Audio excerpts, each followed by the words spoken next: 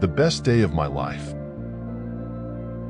In a small village hidden among mountain peaks, there lived a young girl named Aiko. Her name meant love and light, but her life was shrouded in darkness. She grew up in poverty, and after her parents died, she was left completely alone. The village, which was secluded from the world, did not accept her. She thought differently, dreamed of a world beyond the known boundaries, and boldly asked questions about life and purpose. Because of this, many avoided her, considering her a weirdo. One day, when despair reached its peak, Aiko decided to leave the village and seek answers in the world. With only a few basic things in her bag, she set off towards a nearby monastery where she had heard that an old Zen teacher named Hagen lived.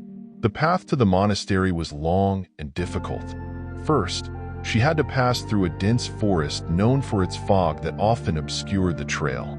The trees whispered in ancient tongues, and Aiko felt as if unseen eyes were watching her. At one point, the path was blocked by a fallen tree. Instead of giving up, Aiko found a way to crawl under it, relying on her resourcefulness. After passing through the forest, she encountered a fast and cold river. At first glance, it seemed impossible to cross.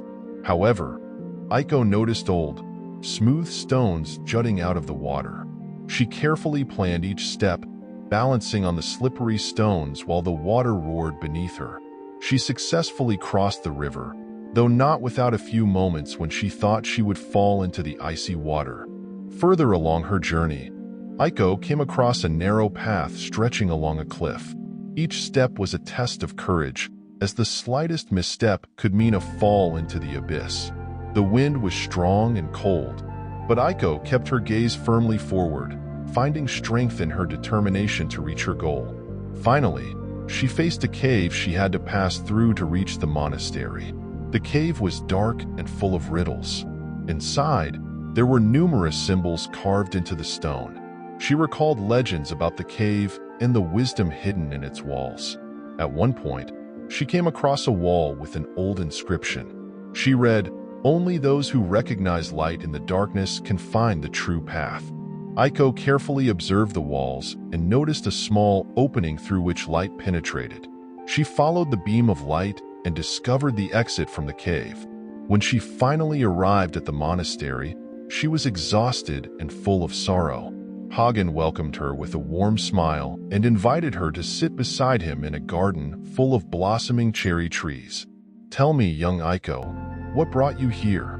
Hagen asked her in a gentle voice. "Master, my life is meaningless. I have no family, I am poor, and the village rejects me because I think differently. I seek meaning, I seek hope," Aiko replied with tears in her eyes. Hagen closed his eyes for a moment, then opened them, looking at the blue sky. "Aiko, there is a story I want to tell you," he said. "Once, there was a king who had everything he could wish for, but he was never happy. He visited a wise teacher and asked him, 'What can I do to be happy?' The teacher told him to go to a hill and spend the whole day there, observing nature. The king listened. While sitting on the hill, he saw birds singing, clouds slowly drifting across the sky, and felt the wind on his face. By the end of the day, he realized that happiness is not in what you possess, but in how you look at the world." Aiko listened carefully, and Hagen continued, "Today is your best day, for you have taken the first step towards change. You did not run away from life. You sought it out. Understand that it does not matter what the village thinks, but what you think of yourself.